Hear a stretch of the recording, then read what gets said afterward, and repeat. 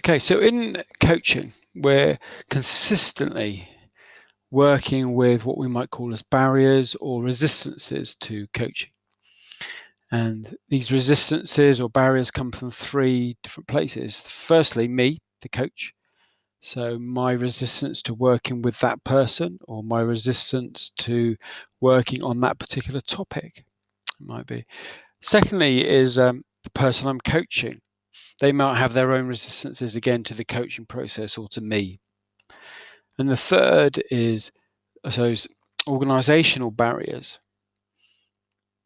things that are out of our control, but the organization puts in place or are in place in the organization that make it hard for us to coach. And I think, as a coach, we're trying to encourage you to be reflective. So I would encourage you to think maybe initially about what the resistance is in you, the barriers in you. So, for example, let's say our coaching doesn't work with that person. What we mean is, I'm not sure how to work with that person. It's not that coaching doesn't work for them, I'm not sure. So it might be that this person you're working with, they're just, what options have you got to move forward? Oh, I don't know. You tell me. I don't know what to do. So we assume that the resistance is in them, but actually it might be in us. And what we need to do is sit with silence a bit more. Or we might need to just to say, it sounds like you're really unsure what to do next. Sounds like you're struggling to find any options. And so the resistance, the fear is in us, not in them. It might be that time becomes a barrier for us. Oh, I haven't got time for this. It's much easier to tell them. I just tell them what to do. It's so much easier. Yeah. So our barrier or our resistance to using coaching is within us. We're putting a limit around it. Or that person, they won't be able to work out for themselves. They need me to tell them.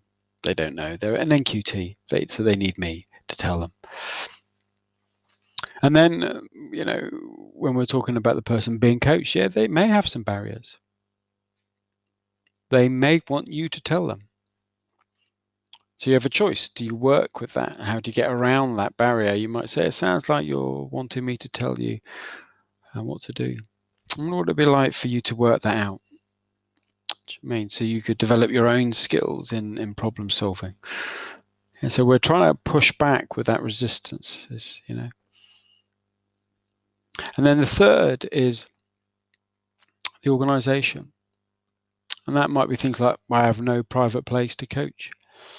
There is no time in the day. We have a very hierarchical organization. So when I go and do coaching, it's like the opposite of what we're trying to do as a school. So there are these three different places. So the barriers in myself, barriers in the other person, and in the organization. And what we're going to encourage you to do as you're thinking to writing up your coaching sort of diaries and your reflection is to think about what are the barriers that you're noticing in yourself, others, and the organization, and how might you usefully overcome or lessen the impact of those barriers. So maybe when you have a coaching conversation, just as you come out of it, do some reflection. What were the barriers that you think were in place, that appeared? And how did you usefully overcome them? How might you usefully overcome those?